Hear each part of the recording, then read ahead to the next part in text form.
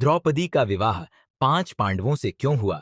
आखिर ऐसा क्या कारण था जिससे द्रौपदी का विवाह पांचों पांडवों से हो गया? आइए जानते हैं इस रहस्य के बारे में, लेकिन उससे पहले आप हमारे इस चैनल स्पिरिचुअल फैक्ट्स को जरूर सब्सक्राइब करें। हिंदू धर्म में पौराणिक कथाओं और शास्त्रों के अनुसार द्रौपदी पांचाल के राजा द्रुपद की पुत्री थी। ऐसा कहा जाता है कि राजा द्रुपद ने एक बार यज्ञ किया था और द्रौपदी का जन्म उसी यज्ञ के अग्निकुंड से हुआ था। पौराणिक कथाओं में इस बात का उल्लेख मिलता है कि द्रौपदी अपने पूर्व जन्म में एक बहुत ही सुंदर स्त्री थी, लेकिन उसके पूर्व जन्म में किए गए कर्मों के कारण उसे कोई पत्नी के रूप में स्वीकार नहीं कर रहा था। द्रौपदी इससे बहुत दुखी थी और वो भगवान शिव की तपस्या करने लगी।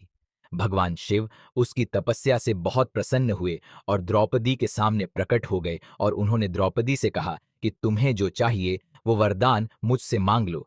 भगवान शिव के इतना कहने पर द्रौपदी बहुत खुश हो गई और उसने जल्दबाजी में कई बार ये कह दिया कि उसे सर्वगुण संपन्न पति चाहिए। भगवान शिव ने उसे वरदान देते हुए कहा कि तुमने सर्वगुण संपन्न पति पाने के लिए मुझसे 5 बार प्रार्थना की है, इसीलिए अगले जन्म में तुम्हें 5 पति मिलेंगे।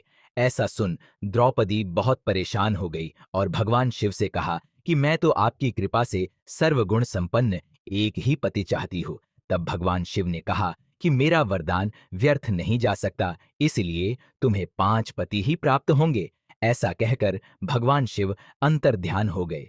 जब राजा द्रुपद ने द्रौपदी के विवाह के लिए स्वयंवर का आयोजन किया, तब पांचों पांडव भी ब्राह्मण के वेश में स्वयंवर में आए। अर्जुन ने मछली की आंख में तीर मारकर स्वयंवर प्रतियोगिता जीत ली और द्रौपदी और अर्जुन का विवाह हो गया। विवाह के पश्चात जब पांचों पांडव द्रौपदी के साथ अपने घर पहुंचे, तब उनकी माता कुंती घर के अंदर खाना बना रही थी। अर्जुन ने कहा कि माँ देखो हम लोग क्या लेकर आए हैं, खाना बनाने में व्यस्त।